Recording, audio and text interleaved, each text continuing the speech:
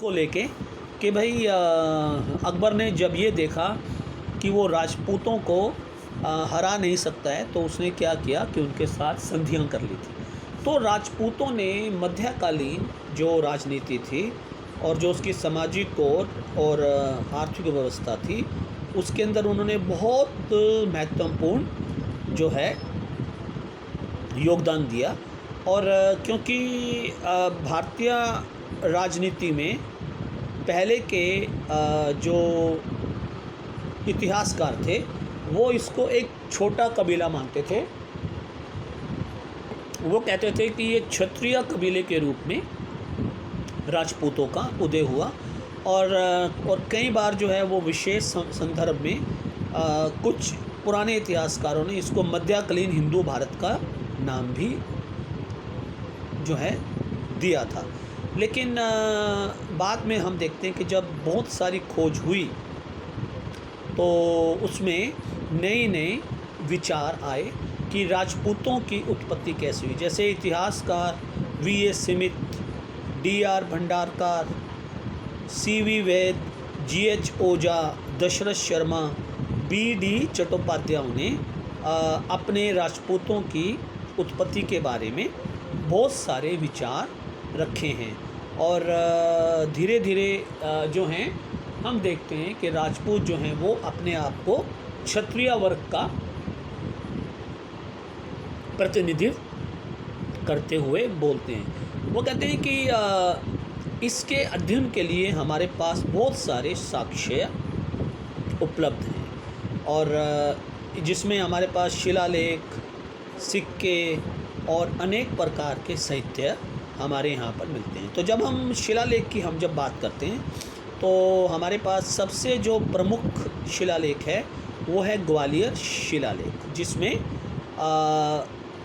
जो कन्नौज के प्रतिहारों का उल्लेख है और वो अपने आप को लक्ष्मण के साथ जोड़ते हैं। उसी प्रकार हम देखते हैं कि आगे जो हैं एक और जो है वो शिलालेख है जिसको बिजोलिया शिलालेख कहते हैं, जो 1169 का है। बिजोलिया कहाँ पर है? ये राजस्थान में और जोधपुर के पास।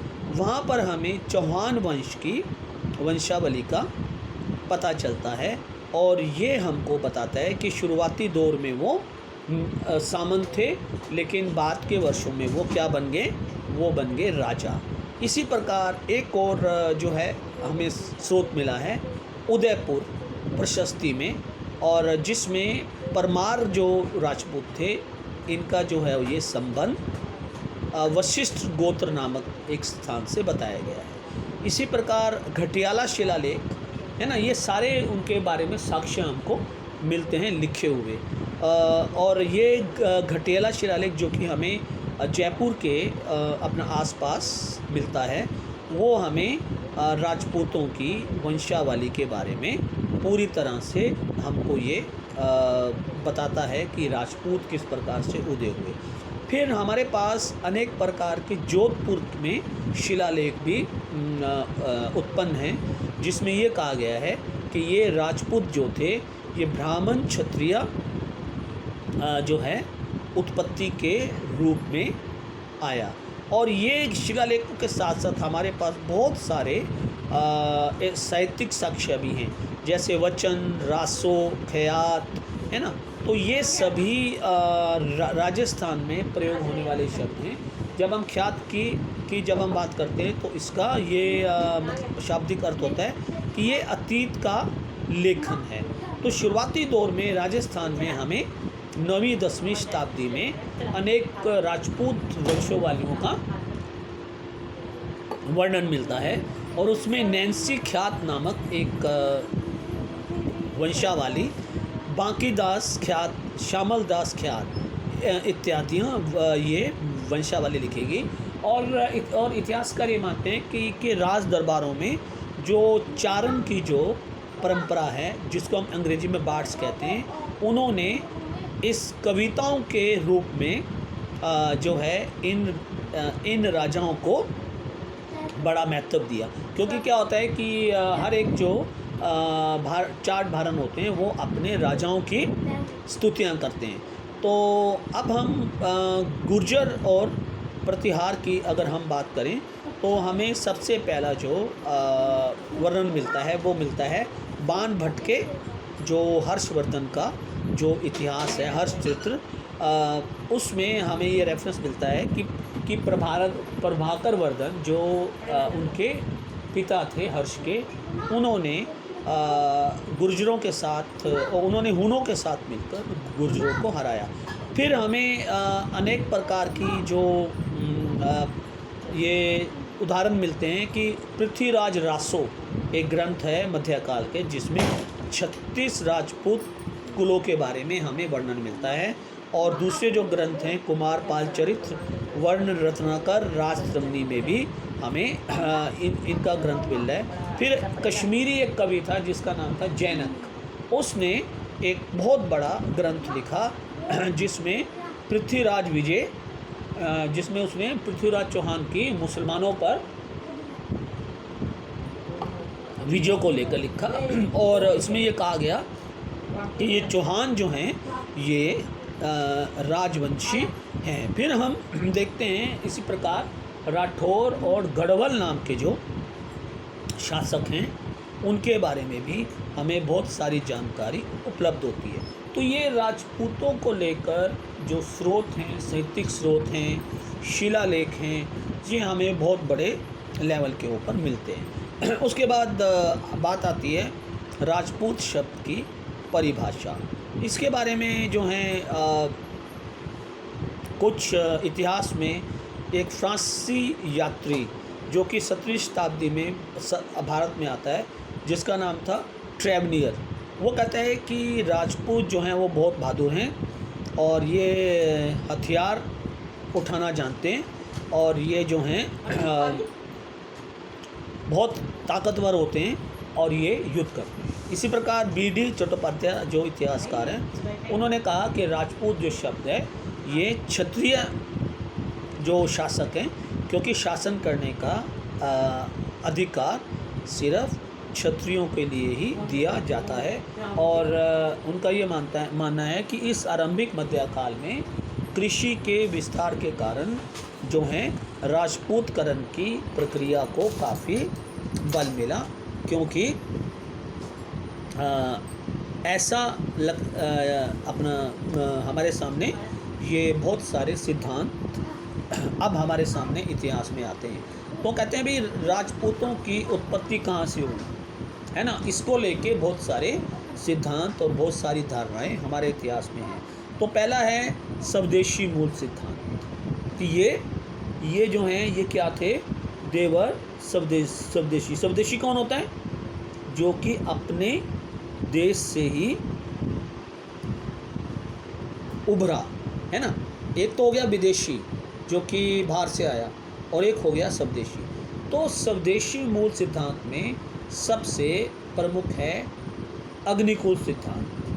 उसमें एक कहानी आती है कि पृथ्वीराज रासो जो कि चांद बरदाई ने लिखा कि विश्वामित्र, गौतम और अगस्त और अन्य ऋषि ये बहुत अधिक परेशान हो गए, क्योंकि राक्षस जो हैं इनके क्षेत्रों में बहुत अधिक उत्पात मचाते थे। तो उन्होंने क्या किया कि उन्होंने माउंट आबू पर्वत के ऊपर जो है राक्षसों को दंडित करने के लिए एक पवित्र यज्ञ किया और उसमें 4 योद्धा प्रतिहार, चालुक्य, परमार और चौहान ये आए और इनके आने के लिए जो है ये 4 कुल ये राजपूतों के कुल हुए। इसी प्रकार हम देखते हैं कि राजपूत जो हैं वो रामायण काल में एक कहानी आती है कि कामधेनु गाय को जो है वो विश्वामित्र पकड़ लेते हैं और ऋषि वशिष्ठ जो हैं वो अपने बालों से इन राजपूतों को जो हैं वो पैदा करते हैं। तो कहने का मतलब ये है कि जितने कहानियाँ हैं ये प्रतीक वाली कहानियाँ। प्रतीक क्या होता है कि इन कहानियों को जो है वो कल्पना से बनाकर और उनके साथ जोड़ा गया। लेकिन ये ज़रूर क्लियर था जो इतिहासकार colonel James Tod, Vincent Smith और अन्य जो हैं साम्राज्यवादी जो हैं अपना क्या कहते इतिहासकार थे, वो इस बात को नहीं मानते। उनका ये कहना था कि राजपूत जो थे वो विदेशी मूल के लोग थे, क्योंकि इसमें जो है वो हमको अनेक अपना कृतियाँ मिलती है कि जो प्राचीन काल में जो ये लोग थे, जैसे शुक और शुंग और शक, इन सभी के जितने के लिए ये जो लोग थे, ये बाद के वर्षों में ये ब्राह्मणों के द्वारा इनको क्षत्रियों की वंशावली में शामिल कर लिया, क्योंकि इनको भगवान राम और भगवान कृष्ण के सौर परिवारों और चंद्रवंशी परिवारों के साथ जोड़ दिया, ताकि कि इन्हें पूरी तरह से जो है क्षत्रियों के रूप में शामिल किया जाए। क्योंकि अब इतिहासकार कहते हैं कि दशरथ शर्मा जैसे इतिहासकार का मानना है कि हम राजपूतों को जो हैं पूरी तरह से क्षत्रिय नहीं मान सकते, क्योंकि इक्ष्वाकु नाम का जो राजा है वो पहला हमें सूर्या अपना वंशी राजा मिलता है। फिर कुछ ग्रंथ कहते हैं कि राजपूत जो हैं वो इंद्र जो हैं अपना उनके द्वारा पैदा किए गए। तो ये क्या है कि ये बहुत सारी जो धारणाएं उसके बारे में हमें आती है कि ये स्वदेशी मूल के लोग थे। अब विदेशी मूल कहते हैं कि कर्नल टॉड जो हैं वो एक बहुत बड़े इतिहासकार हैं, और उन्होंने पहली बार राजस्थान के इतिहास के बारे में लिखा।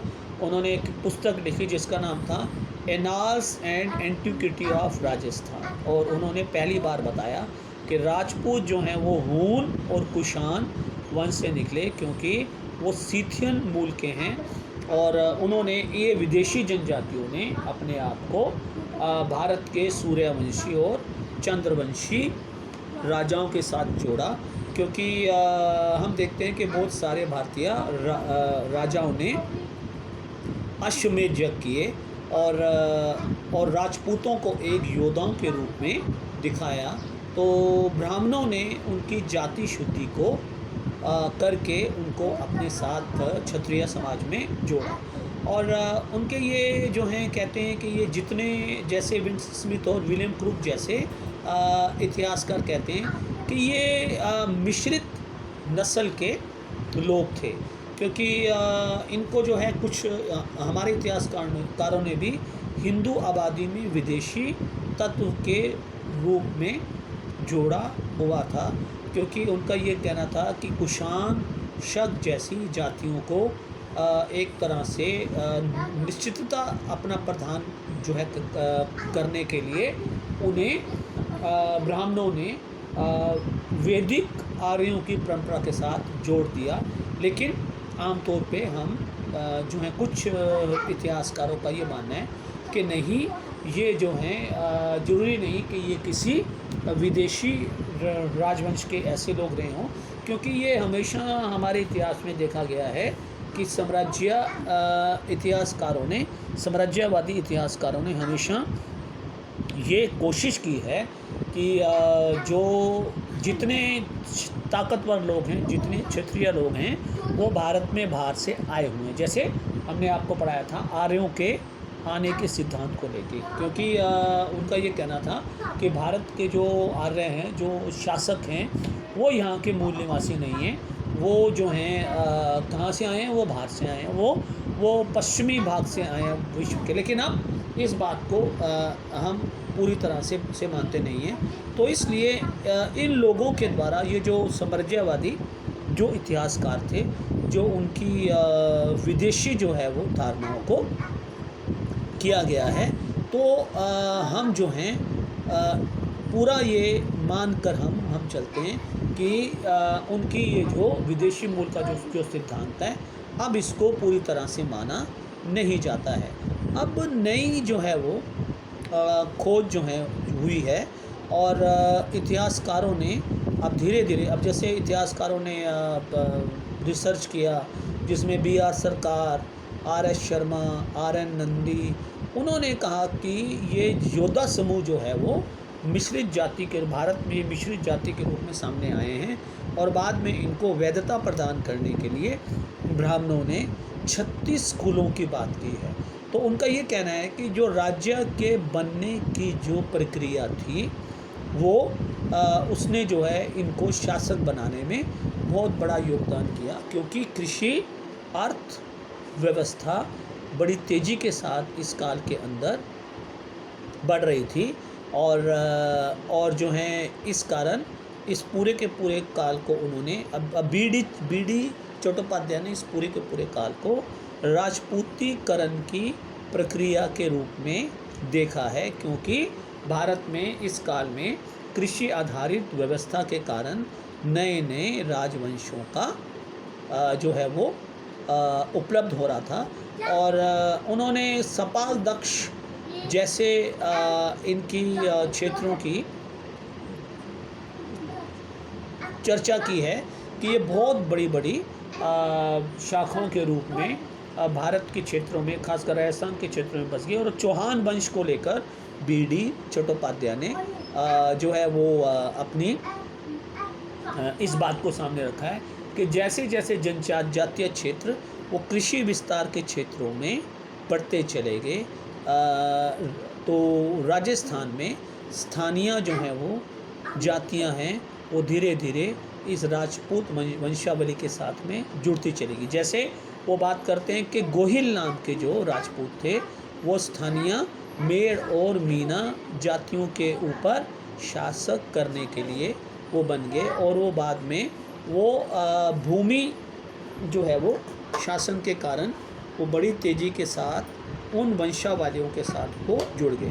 तो ये एक राजनीतिक प्रक्रिया थी, और राजनीतिक प्रक्रिया के साथ साथ ये आमतौर पर हमारे सामने कृषि के विस्तार की प्रक्रिया के रूप में भी सामने आते। तो हम सामान्य अगर बात करें तो बी डी चट्टोपाध्याय जैसे इतिहासकारों का मानना है कि राजपूतों का जो उद्भव था वो लोकल जनजातियों से हुआ, और ये जो लोग थे ये धीरे धीरे छोटी जनजातियों के ऊपर शासन करने लगे, और कृषिकरण की प्रक्रिया के कारण ये बहुत शक्तिशाली हो गए, और बाद में ब्राह्मणों ने उनको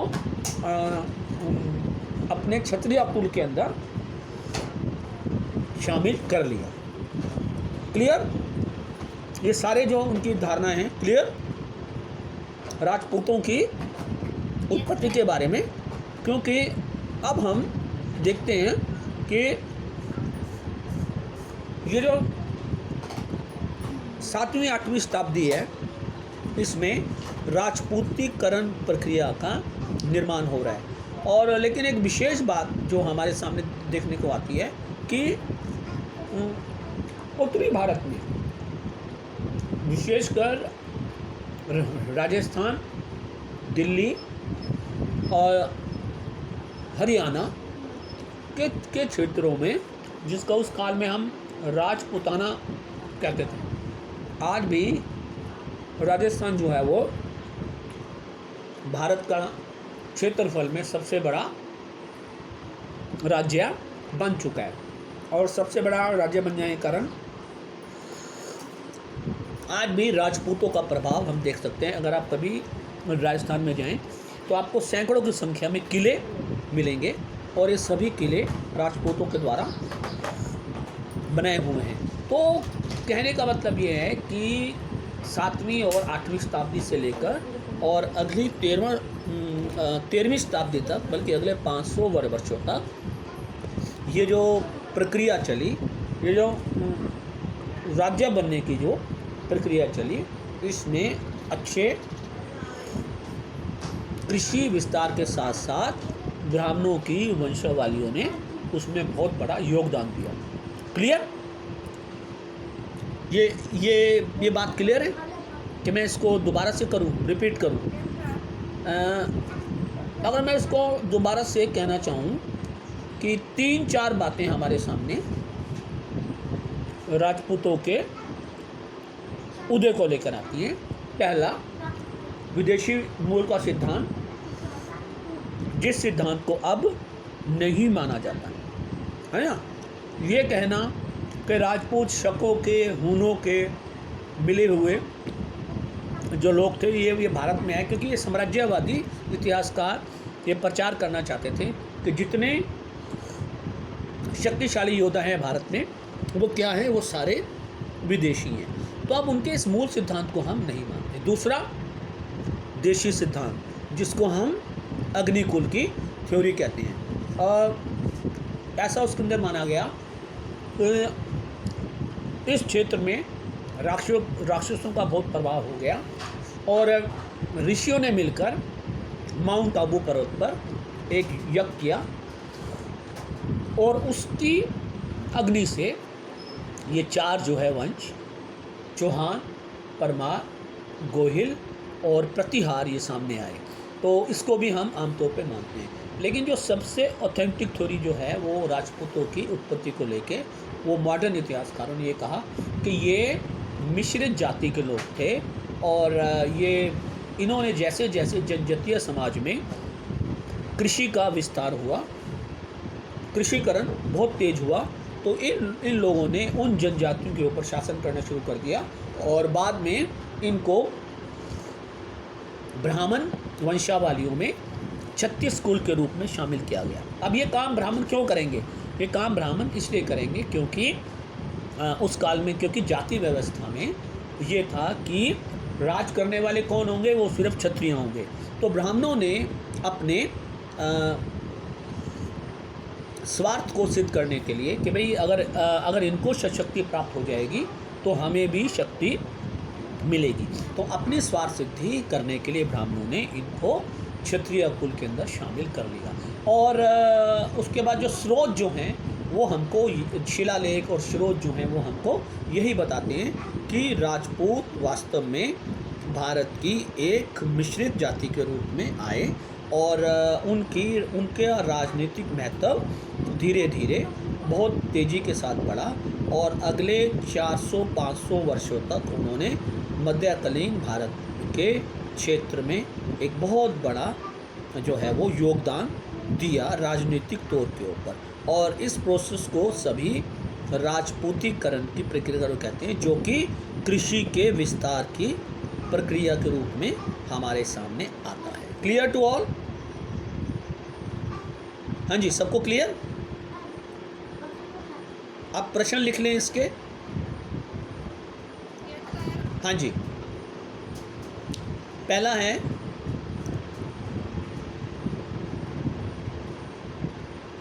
राजपूतों की उत्पत्ति को लेकर, राजपूतों की उत्पत्ति को लेकर,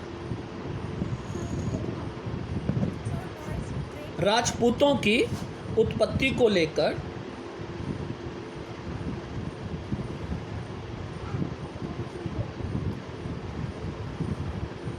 विभिन्न सिद्धांतों का, राजपूतों की उत्पत्ति को लेकर विभिन्न सिद्धांतों का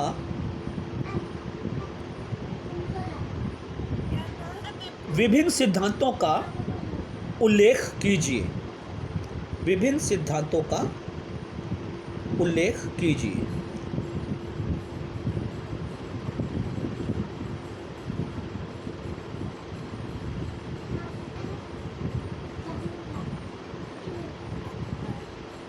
विभिन्न सिद्धांतों का उल्लेख कीजिए। English, explain briefly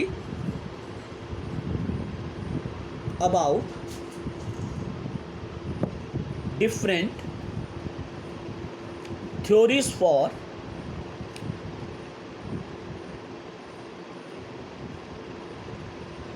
rise of Rajputs in early medieval history. Rajputs in early medieval history.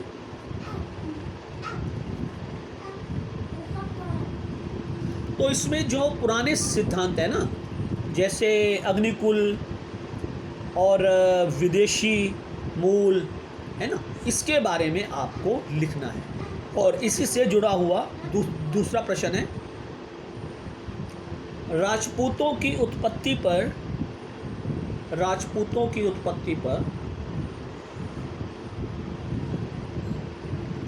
हाल के दृष्टिकोणों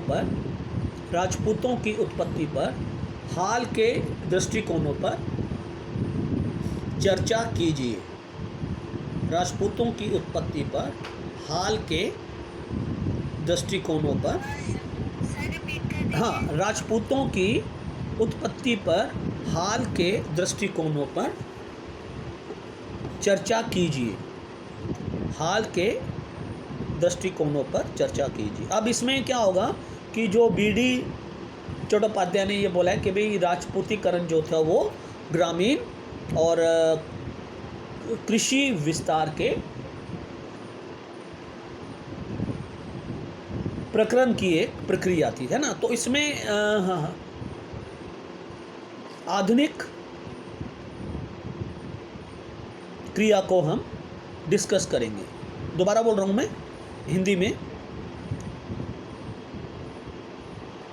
राजपूतों की उत्पत्ति को लेकर हाल के दृष्टिकोणों पर चर्चा कीजिए। English, describe about new findings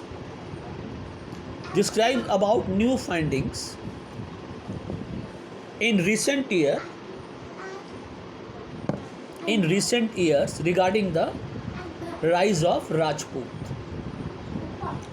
In recent year, तो इसमें आपको वो सारा बीडी चट्टोपाध्याय का जो आर्गूमेंट है कि ये कृषि विस्तार की प्रक्रिया के कारण इनका राइज हुआ, ये हमें उसके बारे में बताना है। और लास्ट क्वेश्चन, अंतिम प्रश्न इस उसका इकाई का,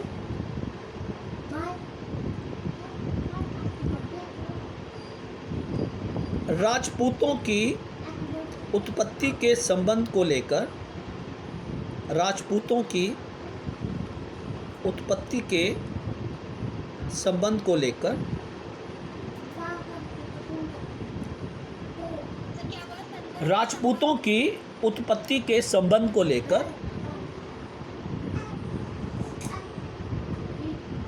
विभिन्न साक्ष्यों के बारे में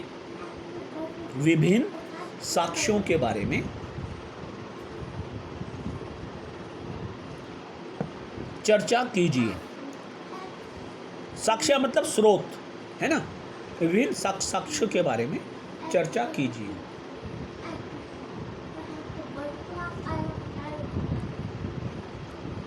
इंग्लिश में, explain briefly about different sources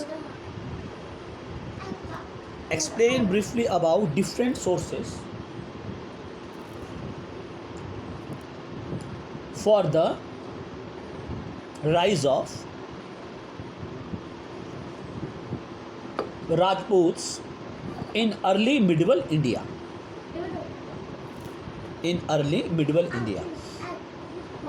तो ये तीनों प्रश्न जुड़े हैं लेकिन अलग अलग भी हैं। जो पहला प्रश्न उसमें क्या है कि जो बेसिक जो सिद्धांत हैं, अग्निकुल का सिद्धांत, स्वदेशी मूल, विदेशी मूल, है ना, इसके सिद्धांत को आपने डिस्कस करना है। प्रश्न 2 में आपको क्या करना है कि जो हाल के बीडी चट्टोपाध्याय के जो रिसर्च की है उन्होंने, उसको आपने डिस्कस करना है।